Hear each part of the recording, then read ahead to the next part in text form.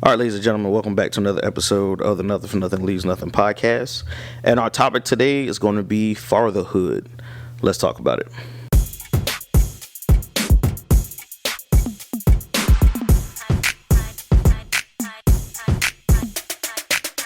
All right, welcome back, ladies and gentlemen, to this episode of the podcast. And we're going to be talking about being a father, fatherhood, right? Let's look at the Oxford Languages Dictionary version of father, right? So it says, father, a man in relation to his child or children, right? Now let's look at this one. What does it mean to be a father? Being a father means taking on an immense responsibility, right? So let's talk about it, right? I'm a father. Father's Day just passed. So I want to do this podcast just talking about, my views and thoughts on being a father, right? So let's break it down. For me, being a father means being that person for your child, that no matter what goes on with that child, you are there for them. You are there to support them. You are there to take care of them, and you are there to love them, right? You're also there to give them guidance and to show them, for the most part, how to make it through this world.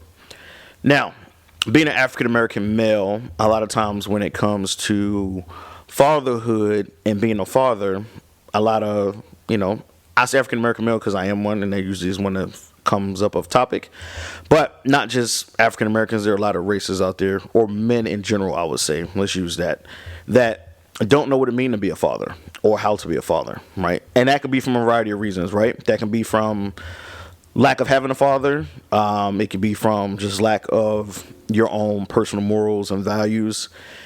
And to me, it's something that I never fully understand, and I probably never will. They've done studies on it, things of that nature, but it's one of those things that's hard to figure out.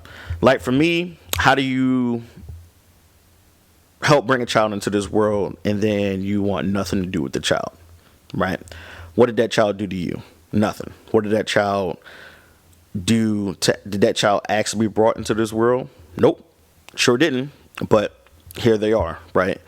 And children look at, their parents to guide them through, right? As a father, you have the ultimate responsibility of setting a standard that will carry out through the life of your child from the time that they're an infant and baby all the way up until they become an adult, right?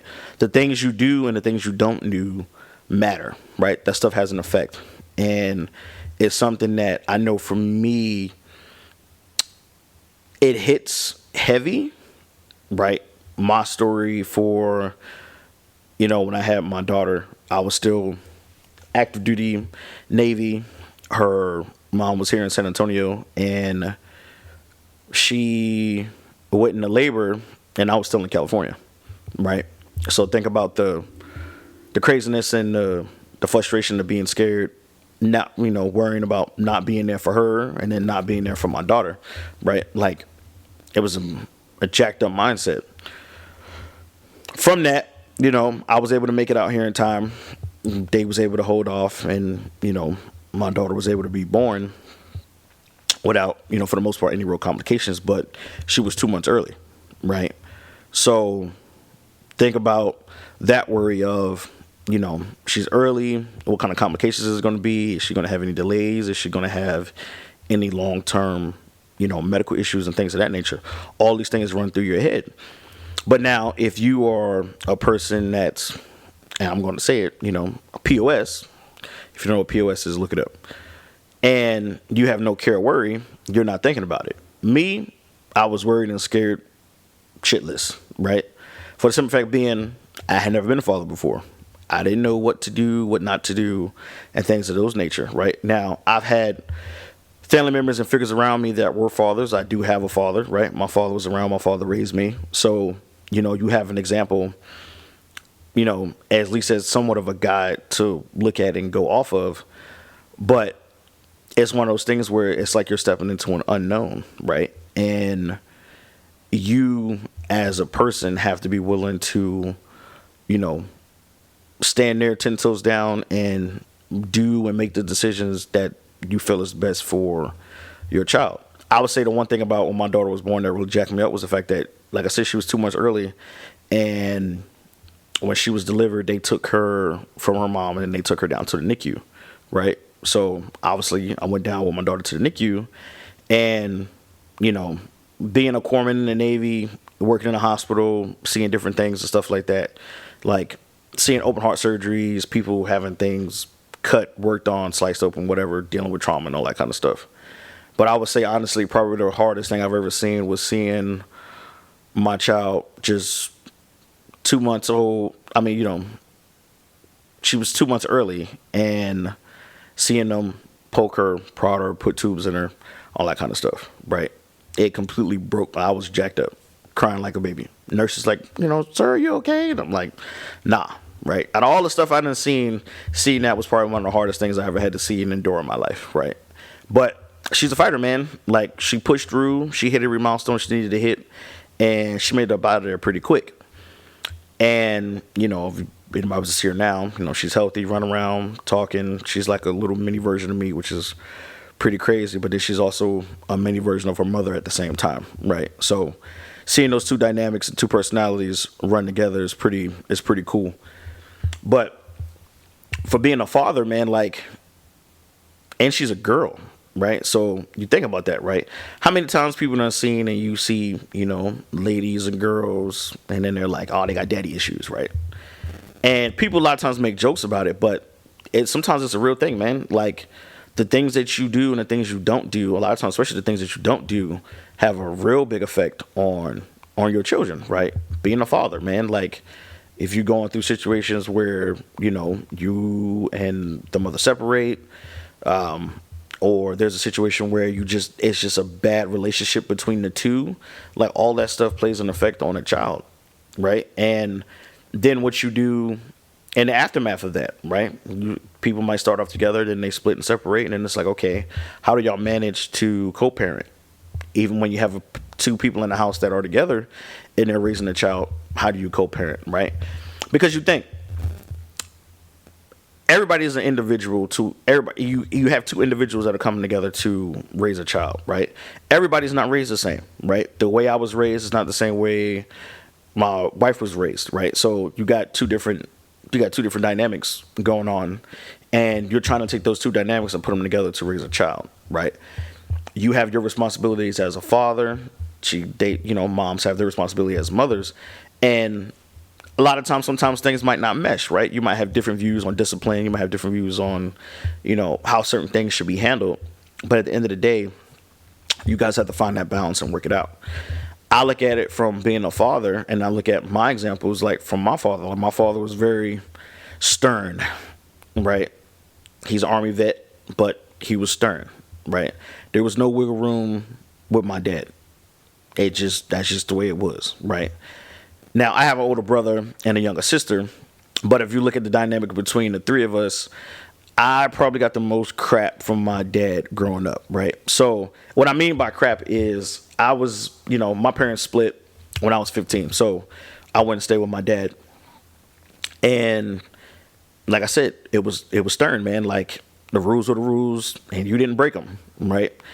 There was a healthy level of fear, and I wouldn't say so much fear, but a more so healthy level of respect for my dad to not really challenge and do things against him. Now, obviously, growing up, when you become a teenager, you try to buck the system, right? Everybody does it. That's just the nature of growing up from being a child to a teenager to, making your transition into partially adulthood when you start cracking like 18 and stuff like that. But I look at those lessons and I look at those things that I did, and then I also look at that and try to apply that to myself and raising my child, right? And making sure that you take those values and those things that was instilled in you and use that to, bring your child up. Now, the thing is, the world changed, right? Society is different, and things are not like they used to be, right? The thing that gets me is, with being a father, right? My job is, like I said, to provide care, show her she's loved, and to give her guidance, right? I pride myself on being involved in every aspect of my daughter's life, right? From the time when I finally did get here to Texas, where her and her mom were at the time, and acclimating, right? I think one of the funny stories is that we always talk about is the fact that when I first got here, I did not want to be left alone with my daughter. I was petrified, scared of it. She was like, hey, I'm going to run to the store. All she wanted was a little break. And I was like, nope, I'm going to get Henry with you to the store, right? Just being scared, right? Being alone with my daughter, didn't knowing what to do, what not to do, and all that kind of stuff. And then kind of learning the routines and how things were done. And then once I got into my flow, everything was good to go. But fatherhood, man, like to me, I look at it as, like I said, being able to set that standard and standing tall and being able to provide and guide your child. It trips me out to see folks, like I said, that have children that have no involvement with their children, right?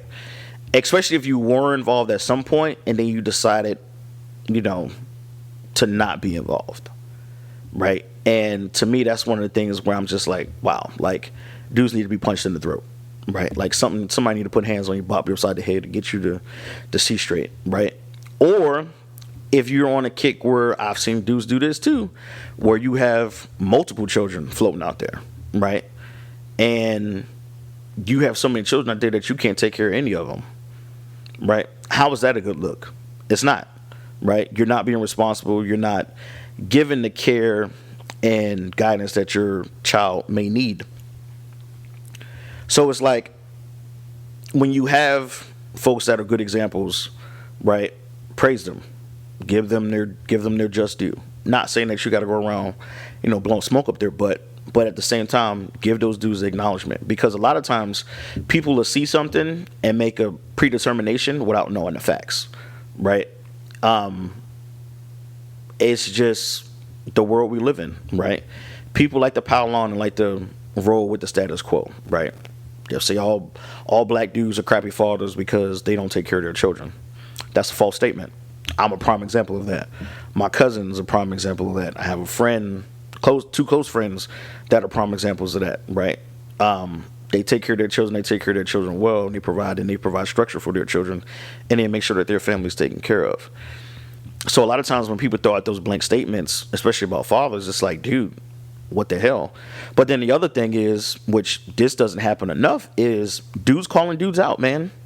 Like if you got a friend that has a child and they're not taking care of that child, you probably should say something to him. You know what I'm saying? Like, let that dude know, like, check him, like, have a man-to-man conversation with him. If they're a real dude, they'll take the constructive criticism and look to do better, you would hope. But sometimes some dudes are a lost cause, right? They don't care. They got kids out there that they have no attachment to, don't want no attachment to them, and they just don't give a damn, right? For me, that's a problem, right? That is a major problem, because you are putting that child or those children into a situation that they didn't ask to be put into, and you're doing it because you just don't care, right? In the last episode of my podcast, I talked about work ethic, right? And having that values, those just core values to be able to go out and do the things you need to do to perform. Same thing kind of comes into effect when you are a parent, right? There is no break when you're a parent. I mean, some people are fortunate enough to have a situation where they have grandparents, they have aunts, uncles, and stuff like that that can come and give a little bit of relief, right? Let the mom and dad get a break, get some time to just kind of collect themselves, collect their thoughts. And then there are situations where you don't have that, right?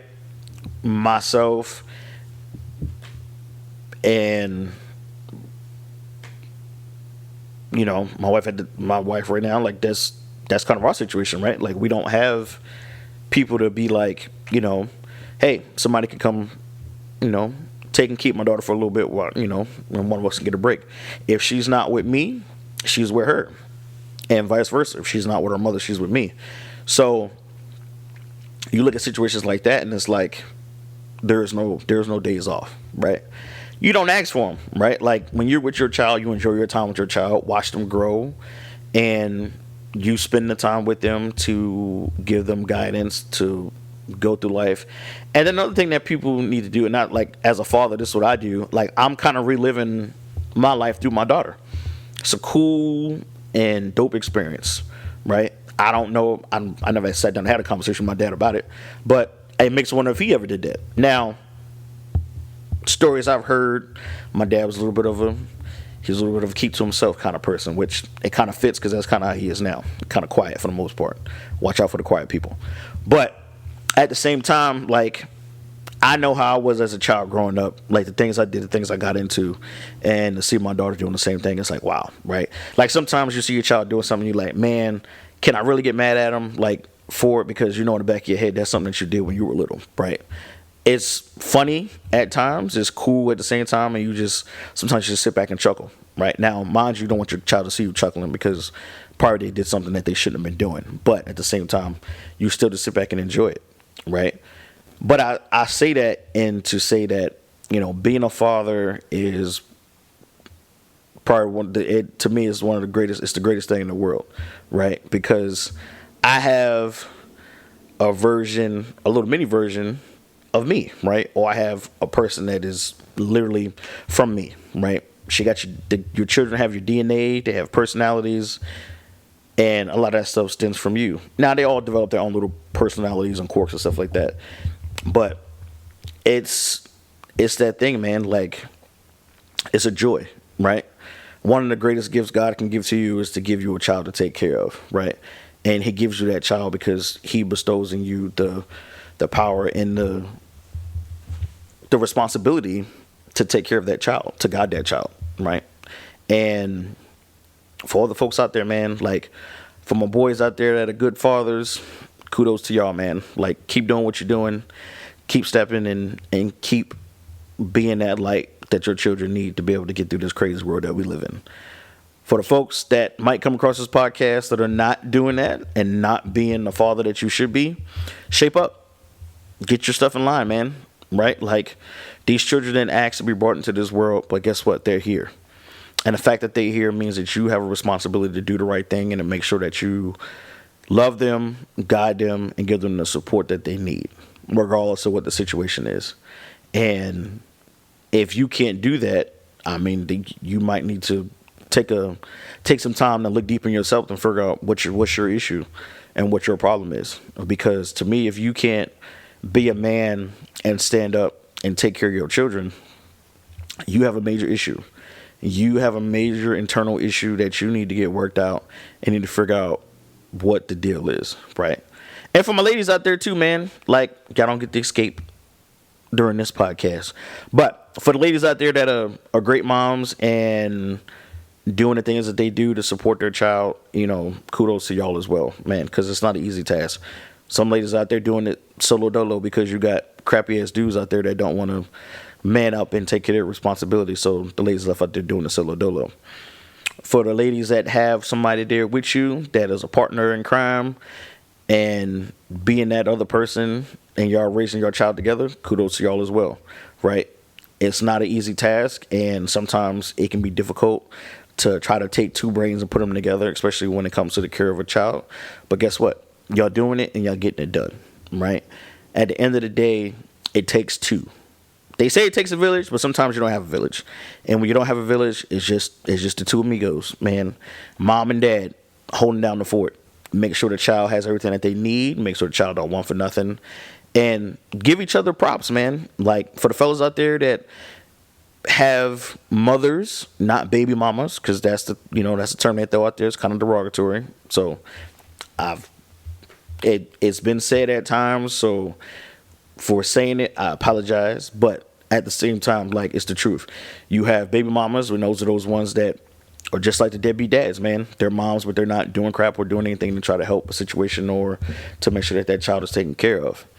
And that's not all. It's not all, but for the ones that are doing what they need to do on both fronts, from the guys and from the ladies, like, make sure you give each other kudos. If you have friends that are doing what they need to do, give them kudos, give them shout outs, because it's, raising a child is not easy. It's time consuming. It can be frustrating at times. You have days where you work all day, you're dealing with stress at work, and literally by the end of the day, your cup is dead empty. But guess what? You have something to give you a little sip to add back to your cup. That's your child, right? Seeing your child smile, seeing your child be happy. Like, those are the things you pull on to get through the day, right? When you got nothing left to give, you feel like things done took everything from you throughout the day. That's what you look at. Like, that child is completely innocent, right? But they give you unconditional love. They're there to hug you, tell you, mommy, daddy, I love you. Mommy and daddy is special. Mommy and daddy is the greatest in the world. Mommy and daddy is my hero. And to hear those things, man, like, just light your day up. My daughter told me on Father's Day, completely unsolicited, and she was like, Daddy, happy Father's Day. I love you. Melts me like a ice pop on a hot summer day, right? But it's those small things, man, like, cherish those moments with your children and be there for them. Hold true to your responsibility. If you didn't have an example of what a good father is, that's not an excuse to not put that work in and effort to be a good father. And all you have to do a lot of the times is be there. Don't just be there. Be there and be attentive and be alert to what's going on with your child. But when I say, that's what I mean when I say being there. Be there, be aware, give your child the love and care that they need, and be there to support them when they need it. Sometimes they might not need you to speak. They might just need you to give them a hug, give them a kiss, and tell them it's going to be all right. Right? And whatever capacity that you can give love and care to your child, you give it to them. Right? I would go broke for my daughter. I could have my last little bit of change. She'll never know the difference because she always has. Right? Everything that she needs, stuff that she wants. And not all, sometimes there might be a time where you might not be able to give her what she wants, but you always make sure that they have what they need. And that's something that I got from my father, right? You might not always get what you want, but you got what you need, right? You got a roof over your head, you got food in your mouth, you got clothes on your back. Those major necessities. Now, the extra stuff, when it comes, cool, it comes. But hold true to that, man. Like I said, one of the things I talked about on my previous podcast was the fact that you'll have dudes and ladies, but I'm mainly focusing on the fellas, that you have a child and you shacked up with somebody, living with friends, group of buddies or whatever, stuff like that, working kind of a dead-end job and not taking care of your responsibility as a father, right? That's just not cool. And the folks that are around you that allow you to do it are just as bad, right? So I say in closing to all my fathers out there, happy belated Father's Day. And remember, fellas, like, we got a responsibility. So stand tall, don't waver, and give all the effort and give max effort to your children, because that's what they require, that's what they need, and that's what your responsibility is to them as fathers. So if you're not doing it, like I said, get your shit together and get it done.